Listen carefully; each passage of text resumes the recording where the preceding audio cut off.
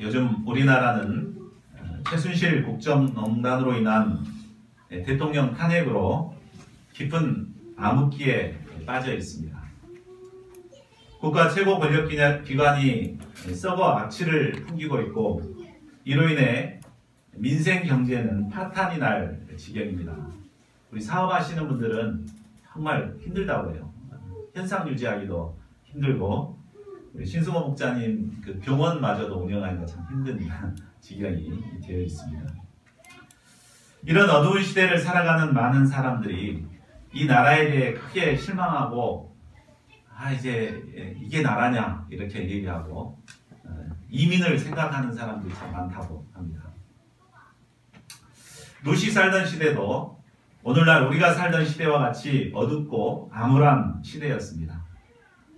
사람들은 하나님의 다스림을 받기를 싫어하고 자기 소견에 오를 대로 살아갔습니다. 이로 인해 하나님의 징계와 심판이 계속될 수밖에 없었고 사람들은 하나님의 징계를 피해 이방 땅으로 떠나는 그런 시대였습니다. 그러나 하나님께서는 이런 시대에도 조용히 소수의 사람들을 통해서 구속 역사를 이루어가고 계셨습니다. 그러면 하나님께서 구체적으로 어떤 사람들을 통해서 하나님의 구속 역사를 이루어 가십니까? 본문 말씀을 통해 이를 배우고 저희 모두가 어두운 이 시대 가운데 하나님의 구속 역사를 이루어가는 주역들로 쓰임받을 수 있기를 간절히 기도합니다. 지난주 우리는 시어머니 나오미의 명령에 순종하여 기업 물을 자인 보아스의 이불 속으로 들어갔던 룻을 공부했습니다. 참 여성으로서 자존심 상한 일인데 그렇게 시어머니 말에 순종해가지고 목욕 제기하고 간장하고 보아스 이불 밑으로 들어가서 순종하는 룻을 배웠습니다.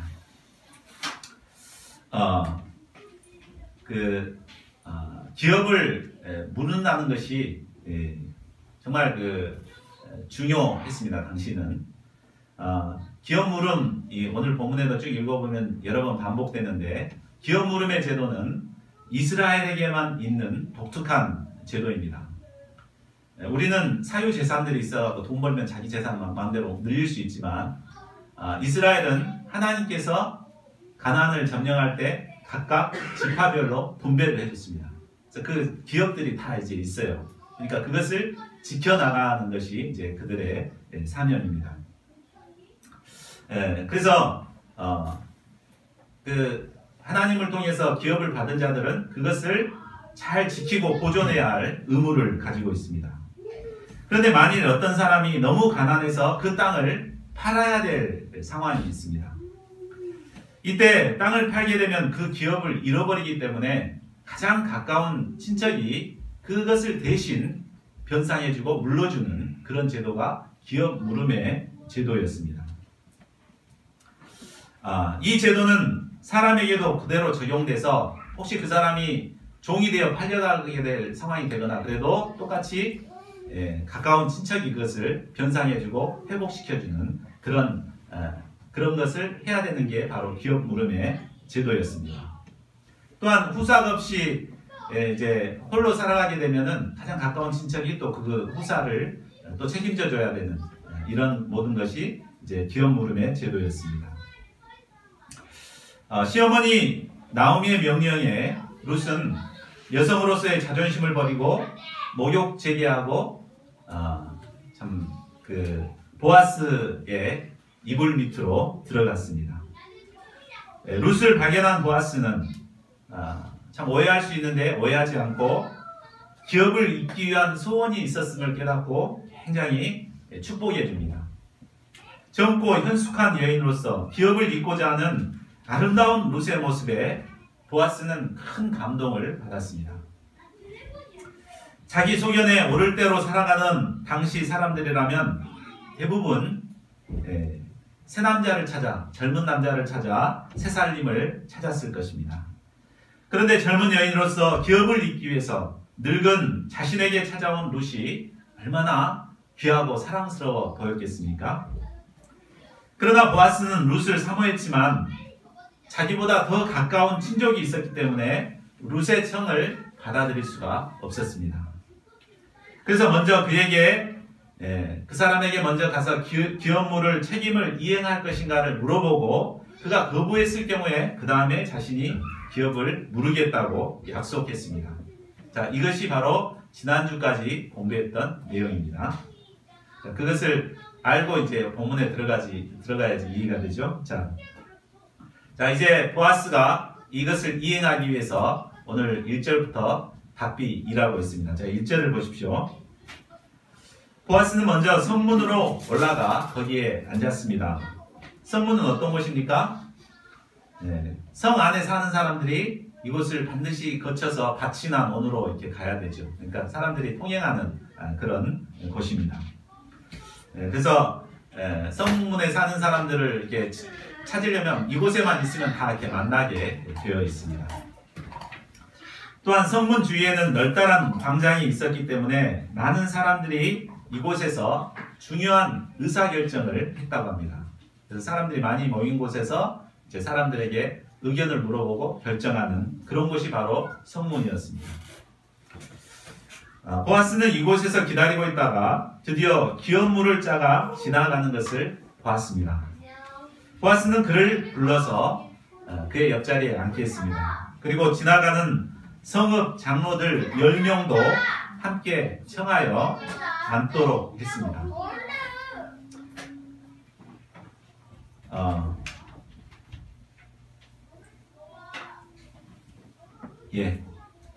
이스라엘에서는 중요한 의사결정을 할 때 반드시 장로들의 입회가 있어야 되기 때문에 10명의 장로들을 이제 옆에 앉히게 한 것입니다.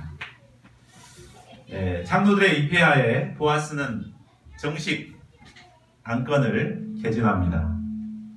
죄송합니다. 제가 껐어야 되는데 됐나요? 자, 3절과 4절을 보겠습니다. 보아스가 그 기업물을 자에게 말합니다. 모압 지방에서 돌아온 나오미가 우리 형제 엘리멜렉의 소유지를 팔려고 하는데 내가 물으려면 물으고 만일 내가 물으지 않겠다고 하면 나 외에는 물을 자가 없다 라고 말합니다. 그러자 그는 선뜻 내가 물으겠다 이렇게 말합니다. 그가 흔쾌히 그 땅을 자기가 물으겠다고 한 이유는 바로 나오미가 혼자 되었기 때문에 그것을 자기 것으로 이렇게 하게 되면 결국 그것이 자기 땅이 되기 때문에 흔쾌히 물으겠다고 한 것입니다. 그러니까 기업물을 책임도 지고 또 자기 재산도 늘리고 껌 먹고 알 먹고 하는 일이기 때문에 거절할 이유가 없었습니다. 그런데 그 땅에는 한 가지 옵션이 있었습니다. 5절을 보십시오. 계속해서 보아스가 말합니다. 내가 나오미의 손에서 그 밭을 사는 날에는 곧 죽은 자의 아내 모압 여인 룻에게서 사서 그 죽은 자의 기업을 그의 이름으로 세워야 할지니라. 그러니까 땅만 사서 되는 일이 아니고 모압 여인 룻을 아내로 삼고 또 거기에다 자손을 낳아가지고 다시 그 자손에게 그 땅을 돌려줘야 된다 하는 그런 말입니다. 이 말에 그의 태도는 달라졌습니다. 그래서 나는 내 기업에 손해가 있을까요? 나를 위하여 물으지 못하겠노니 내가 물을 것을 내가 물으라. 나는 물으지 못하겠노라 하고 거절하게 됩니다. 그리고 사람들 앞에서 신을 벗어서 이웃에게 줌으로 자신의 권리를 공식적으로 거부했습니다. 7절을 보십시오. 자신의 권리나 책임을 포기할 때 신을 벗는 것은 신명기를 배경으로 한 말씀입니다. 우리 신명기 25장 9절에 보면 기업을 물을 책임을 가진 자가 그 책임을 거부하게 되면 그의 신을 벗기고 그의 얼굴에 침을 뱉으라고 했습니다. 자신이 감당해야 할 책임을 져버리는 자는 그만큼 수치를 당하게 된다는 말입니다. 기업물을 책임을 포기한 자는 보아스와 너무나 비교가 됩니다. 그렇죠? 그는 자신에게 유익이 있을 것 같으면 책임과 권리를 주장하지만 자신에게 조금이라도 손해가 갈 것 같으면 자신의 의무와 책임을 헌신짝 버리듯 버렸습니다. 이런 자는 성경에 기록하기가 너무 부끄러워서인지 이름마저도 기록하지 않고 앞에 보면 뭐라 그랬습니까? 아무개라고만 부르고 있습니다. 성경에 이름이 기록되지 않는다는 것은 그만큼 무의미한 존재라는 것입니다. 하나님의 백성이라고 하면서도 이처럼 자신의 유익만을 쫓아 살아가는 사람들은 아마 하나님께서 보실 때 이름조차도 기억하지 않으실 것입니다. 우리는 결코 하나님 앞에서 이런 무의미한 존재가 되어서는 안 되겠습니다. 기업물을 우선권을 가지고 있는 자가 공식적으로 포기를 했기 때문에 이제 보아스가 그것을 이어서 기업물을 권리를 공식적으로 갖게 되었습니다. 이제 보아스는 장로들과 모든 백성들 앞에서 공개적으로 선포합니다. 9절과 10절을 보십시오. 내가 엘리멜렉과 기럨과 말론에게 있던 모든 것을 나오미의 손에서 산 일에 너희가 오늘 증인이 되었고 또 말론과 아내 모압 여인 룻을 사서 나의 아내로 맞이하고 그 죽은 자의 기업을 그의 이름으로 세워 그의 이름이 그의 형제 중과 그곳 성문에서 끊어지지 아니하게 하매 너희가 오늘 증인이 되었느니라. 아무개는 모압 여인을 위해 자신의 손해를 감수한다는 것을 받아들일 수가 없었습니다. 물론 보아스도 모압 여인 룻을 이렇게 맞아들이고 그것을 사게 되면은 손해가 있다는 것을 잘 알았을 것입니다. 그러나 그는 자신의 재물보다도 믿음의 여인, 사랑이 풍성하고 형숙한 여인이 이 룻을 얻는 것이 더 가치 있는 일임을 잘 알고 있었습니다. 이를 위해 그는 값비싼 희생을 치르고서라도 기꺼이 룻을 아내로 맞아들였습니다. 그러나 보아스가 아무리 룻을 마음에 품고 있었더라도 그는 자신의 감정에 따라 행동하지 않았습니다. 그동안 이 룻을 그 사랑스러운 룻을 아내로 삼고 싶었겠습니까? 보아스가. 그러나 그는 감정대로 하지 않고 이제 참 하나님의 때를 기다렸습니다. 보통 사람들 같았으면 자기에게 이런 기회가 오면 룻이 막 이불 속에 딱 들어오면은 이것은 정말 하나님의 뜻이다 하고 이렇게 즉시 룻을 아내로 삼아버렸을 것입니다. 그러나 그는 자신의 감정을 절제하고 공의와 절차와 법도에 따라서 이성적으로 대처했습니다. 그리고 공식적으로 기업을 물을 권리가 자신에게 주어지기까지 인내하고 참고 기다렸습니다. 그리할 때 모든 사람들이 보는 앞에서 공식적으로 룻을 아내로 맞아들일 수가 있게 되었습니다. 만일 보아스가 떳떳하지 못하게 룻을 아내로 맞아들었다면 아마 후에는 이것이 그의 약점이 되어가지고 아무개로부터 계속해서 비난과 지탄을 받았을 것입니다. 아무개는 지가 이렇게 하지도 않았으면서 만약에 자기 몰래 그랬다 그러면 얼마나 비난하고 그랬겠습니까? 그러나 모든 일을 공식적으로 공개적으로 처리했기 때문에 그토록 마음에 흠모하던 룻을 떳떳하게 아내로 맞아들일 수가 있었던 것입니다. 오늘날 살아가는 사람들은 대부분 무조건 편하고 쉽고 쉽게 모든 일들을 처리하고자 하는 마음이 있는 것 같습니다. 법과 원칙대로 처리하게 되면 많은 시간이 들고 비용이 들기 때문에 되도록이면 쉽게 빨리 일을 처리하고자 합니다. 그러다 보니 결국 사회 곳곳에서 불법과 편법과 부조리가 난무하게 됩니다. 그래서 최순실 국정농단 같은 사건들이 곳곳에서 일어나게 되는 것입니다. 놀라운 것은 이런 사건들에 항상 빠지지 않는 사람들이 신앙인들이라는 것입니다. 어떤 대형교회 장로들, 권사들 이런 사람들이 굵직굵직한 사건에 항상 껴 있습니다. 사회에 영향력을 끼쳐야 할 신자들이 오히려 불법과 불의에 동조하기 때문에 결국 이 나라가 이증형이 될 수밖에 없었던 것입니다. 저는 이번에 최순실 국정농단 사건이 만천하에 드러난 것이 바로 하나님께서 하신 일이라고 믿습니다.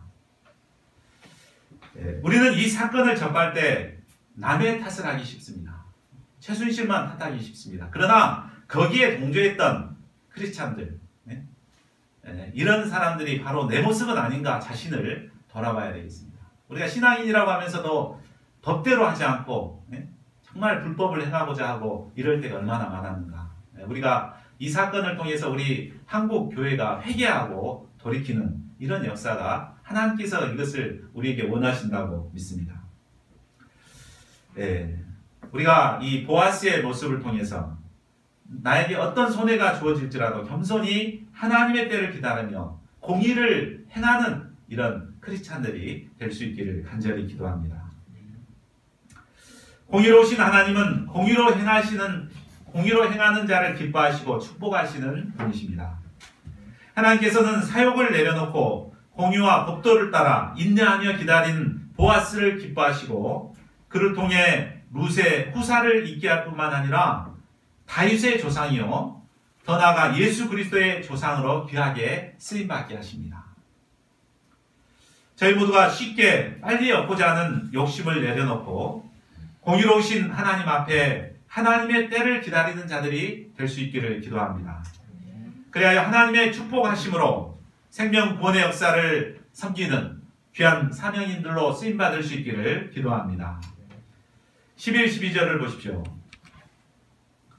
성문에 있던 모든 백성과 장로들이 결혼을 선포한 룻과 보아스를 축복합니다.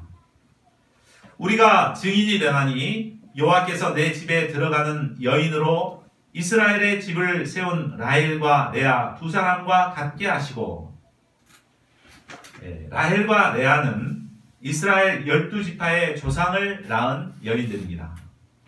이들처럼 룻이 믿음의 조상들을 낳는 축복된 여인이 되기를 축복하고 있습니다.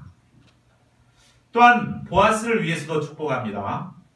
내가 에브라스에서 유력하고 베들레헴에서 유명하게 하시기를 원하며, 지금도 보아스는 유력하고 유명한 자이지만 하나님의 축복으로 말미암아 더욱더 유력하고 유명한 자가 되기를 축복하고 있습니다. 그리고 이제 룻과 보아스의 집을 축복합니다. 여호와께서 이 젊은 여자로 말미암아 내게 상속자를 주사 내 집이 다말이 유다에게 낳아준 베레스의 집과 같게 하시기를 원하노라. 유다는 시아버지로 늙은 나이였지만 다말에게서 베레스를 낳게 됩니다. 보아스도 늙은 나이였지만 룻으로 말미암아 상속자를 얻도록 축복하고 있는 것입니다. 결국 이들의 축복대로 21절과 22절에 보면 보아스는 룻에게서 오벳을 낳았고 오벳은 이새를 낳고 이새는 다윗을 낳았습니다. 하나님의 축복으로 말미암아 다윗의 증조 할아버지가 된 것입니다. 자, 13절을 보십시오. 이제 드디어 보아스가 룻을 맞이하여 아내로 삼았습니다. 현숙하고 젊고 아름다운 믿음의 여인을 아내로 맞이한 보아스의 마음이 얼마나 기뻤겠습니까? 하나님께서 공식적으로 가정을 이루시기까지 참고 인내하고 기다리다가 마침내 믿음의 가정을 이루었기 때문에 그의 기쁨은 더욱 컸을 것입니다. 룻 역시 정직하고 겸손하고 온유하고 믿음직한 보아스하고 새로운 삶을 출발하게 된 것을 무척 행복하게 생각했을 것입니다. 하나님께서는 그 가정을 축복하사 결혼한 지 얼마 안 돼서 떡두꺼비 같은 아들을 낳게 해주셨습니다. 보아스와 룻의 가정에 아들이 탄생한 것은 그의 가정의 기쁨일 뿐만 아니라 모든 사람들의 기쁨이 되었습니다. 그 중에서도 가장 기뻐한 사람이 누구였겠습니까? 바로 룻의 시어머니인 나오미였을 것입니다. 그녀의 삶이 어떠했습니까? 그녀는 과거 베들레헴 있을 때는 아주 부유한 삶을 살았습니다. 그런데 흉년을 피해서 고향을 떠나 모압 땅에 거주하게 살면서부터 불행이 찾아오기 시작했습니다. 남편 엘리멜렉이 얼마 안가 죽게 되었고 자식 둘과 잘 살아보기 위해서 결혼시켜서 이제 두 가정을 데리고 살았는데 그만 두 아들마저도 죽게 되었습니다. 나오미는 하나님의 저주와 심판을 받아 폐가 망신한 저주스러운 인생이었다고 자신의 삶을 저주했습니다.